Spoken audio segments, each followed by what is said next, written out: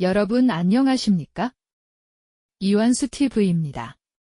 격변은 단순한 우연의 연속이 아니라 대통령 뚜렷한 패턴을 가진 진화하는 공작의 역사입니다.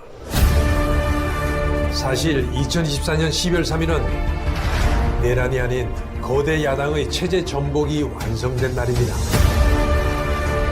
두 보수 정권 대통령이 탄핵으로 추출되는 비극, 이는 정교하게 기획되고 치밀하게 실행된 작전이 만든 결과였습니다. 국가적 비극을 전략적으로 이용해 보수 정권의 정통성과 도덕성을 뿌리채 흔드는 것입니다. 오래전부터 기획된 것이 아닌가 하는. 이재명은 문재인 탄핵 시나리오의 완벽한 계승자가 되었습니다. 유례없는 줄 탄핵이 시작됩니다. 정부가 제출한 예산안을 야당이 단독으로 감액해 부정선거가 아니면 거대 야당을 만들 수 없고 통계적으로는 조작이 아니면 나올 수 없는 그래프입니다. 비상계엄은 공정한 선거를 통해 새로운 대한민국을 건설하라는 하늘이 대한민국에게 내린 준엄한 경고입니다. 나와 있는데 오늘은 뭐라 합니까?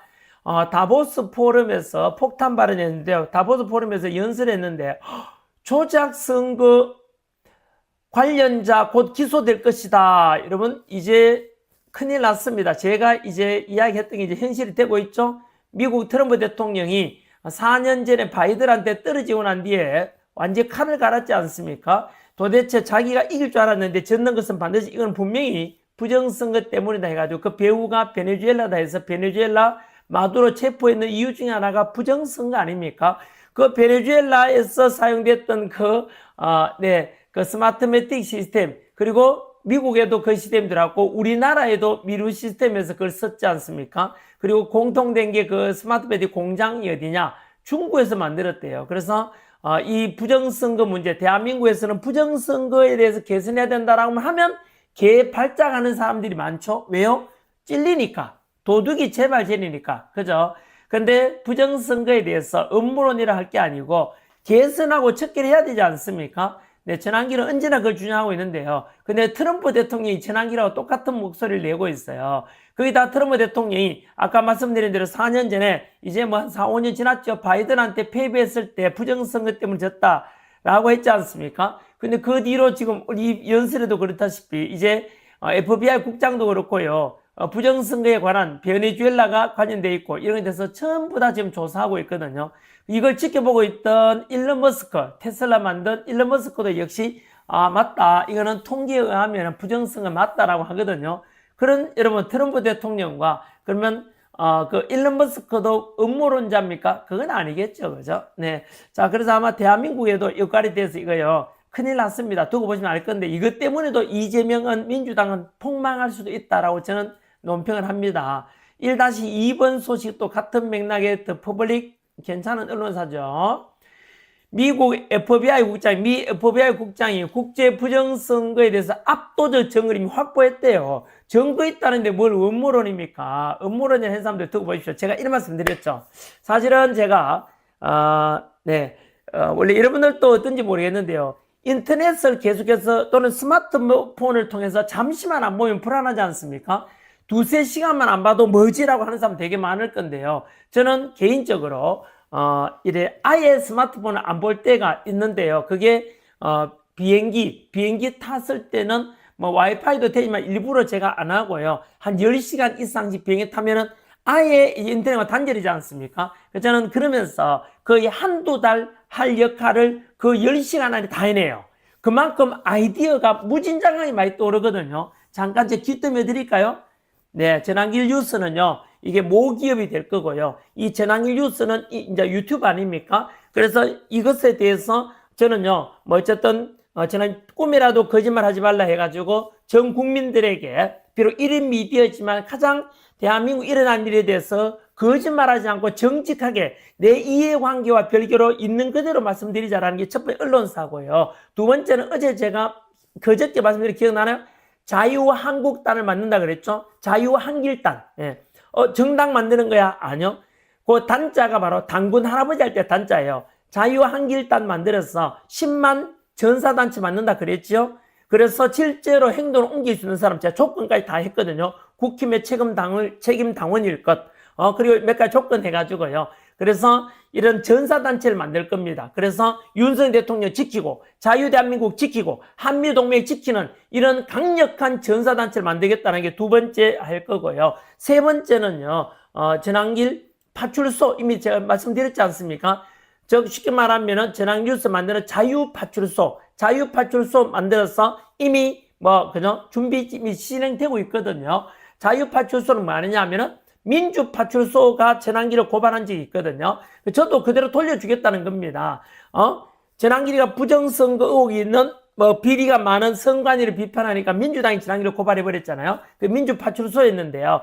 보수 유튜버들 계속해서 그 고발하고 하잖아요. 저는 누구를 고발할 거냐 하면은 우리 대한민국에 있는 정치인, 연예인, 그리고 행정부, 사법부에 있는 판사들, 그리고 언론인들, 시민단체들에서 이들에 대해서 반미운동했던 사람에 대해서 CIA 신고하는 이런 조치를 할 겁니다.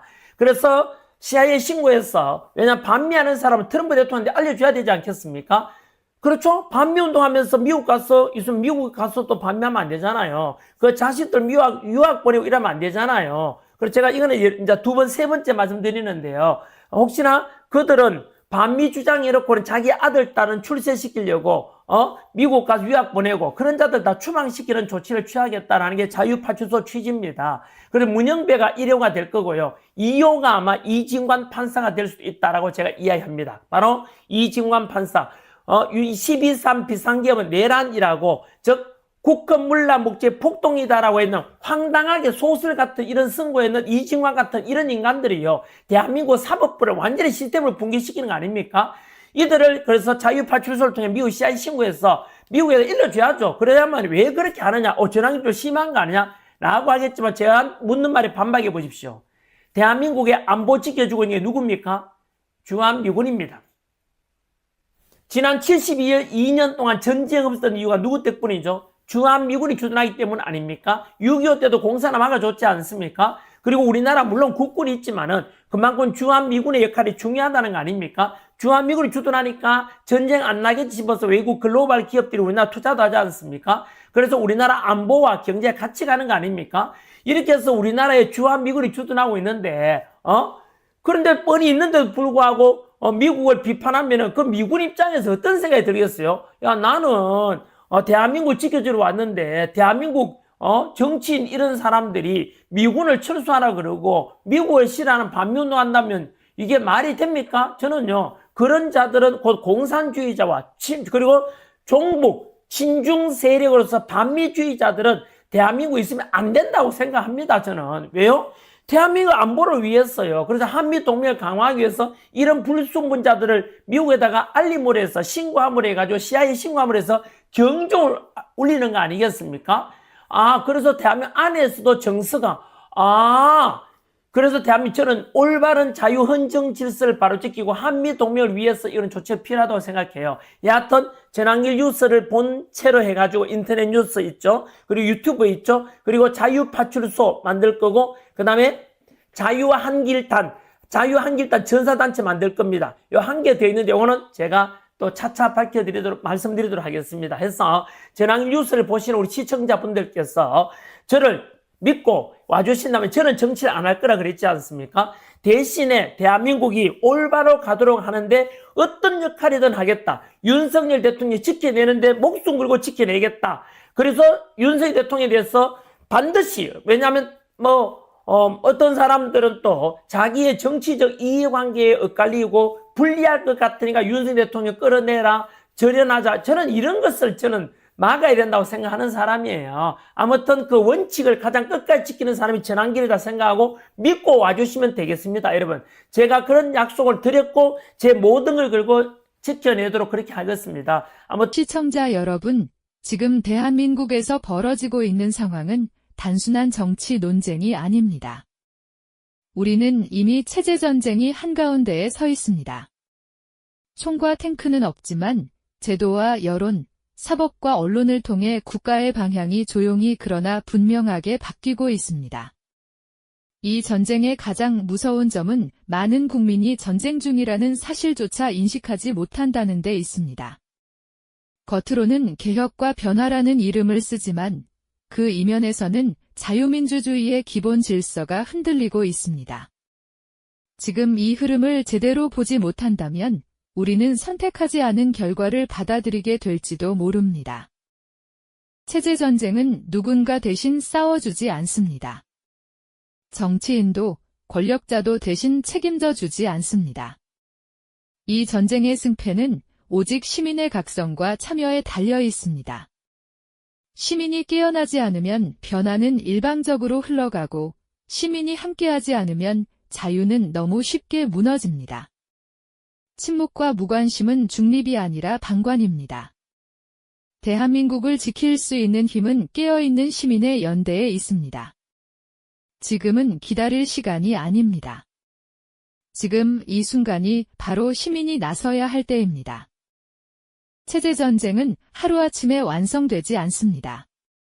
수십 년에 걸쳐 인사 구조를 바꾸고 법 해석을 바꾸고 기준과 상식을 바꾸며 천천히 진행됩니다. 사법은 판단을 미루고 언론은 침묵하거나 왜곡하며 행정은 책임을 회피합니다. 이렇게 쌓인 결과는 어느 순간 돌이킬 수 없는 상태가 됩니다. 그때가 되면 국민은 선택하지 않은 결과를 떠안게 됩니다. 체제전쟁은 이미 과거형이 아니라 지금도 진행형인 현실입니다. 이 전쟁은 누군가 대신 싸워주지 않습니다. 정치인도 권력자도 외부 세력도 대한민국의 체제를 대신 지켜주지 않습니다. 오직 깨어있는 시민의 각성과 행동만이 체제전쟁을 막을 수 있습니다. 침묵은 중립이 아니라 방관이며 무관심은 항복과 다르지 않습니다. 지금 필요한 것은 분노가 아니라 인식이고 구호가 아니라 연대입니다. 대한민국의 미래를 지키는 마지막 방어선은 시민입니다. 지금 이 순간 시민이 나서야 할 때입니다. 체제전쟁은 한쪽의 승리로 끝나지 않습니다. 한번 무너지기 시작한 체제는 연쇄적으로 붕괴됩니다. 경제 질서가 흔들리고 안보 판단이 흐려지며 외교의 기준도 사라집니다. 국가는 더 이상 방향성을 제시하지 못하고 국민은 불안 속에서 분열됩니다. 이 혼란이 길어질수록 체제를 설계한 세력은 더 단단해지고 일반 시민은 점점 무력해집니다. 이것이 체제전쟁이 가장 잔혹한 이유입니다. 시청자 여러분, 전환길은 연봉 60억의 기득권을 스스로 내려놓고 지금 이 순간에도 미국 현장에서 시민과 해외 교민들에게 진실을 알리고 있습니다. 전환길은 전환길 TV를 통하여 올드미디어가 전하지 않은 진실한 뉴스를 직접 책임있게 전달하고 있습니다. 외롭고 힘든 길임을 알면서도 그는 꿈에서도 거짓말은 하지 않는다는 다짐으로 이 길을 걷고 있습니다. 이 싸움은 전환길 혼자의 싸움이 아닙니다. 진실이 침묵되지 않도록 시민 여러분의 응원과 기도가 필요합니다. 전환길의 목소리가 멈추지 않도록 구독과 좋아요로 함께 해주시기 바랍니다.